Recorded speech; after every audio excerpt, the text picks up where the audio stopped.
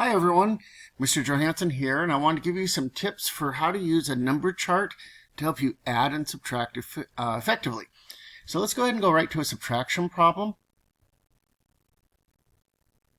You can see that I have the problem 82 minus 23. To use a chart for this, well actually to use the standard algorithm, what I would typically do is I would start over here with the 3, and I would have to subtract 2 minus 3. Well, I can't do that. I need to borrow so that I can effectively do that. So instead, using the numbers chart, we actually do something a little different. We look for the largest value that we're subtracting. And in this case, the largest value we're subtracting happens to be that 2 right there. Because remember, that's not really a 2, that's a 20. So how do we get started? Well, step 1 is to find 82 on the chart because that's the total that I have. Now I want to subtract 20. Well, to do that on a number chart, each of these lines is worth 10. So if I go from 82 up to 72, I just subtracted 10. If I do it again, I go from 72 to 62, I just subtracted 20.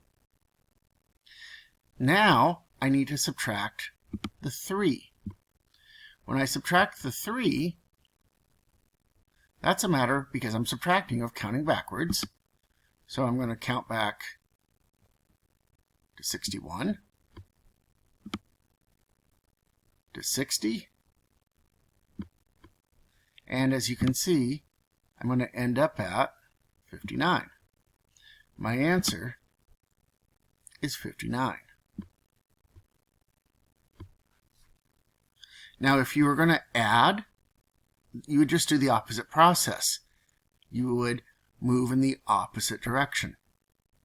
Sometimes you have to go to the next page. For example, if I was going to add 82 and 23, I would end up on the next page, the 101 to the 200 page. And that's fine to do. Just line them up, and you can absolutely do that. So I hope that helps. Remember, if you have any questions or if you want to go over this, feel free to drop into my Zoom hours.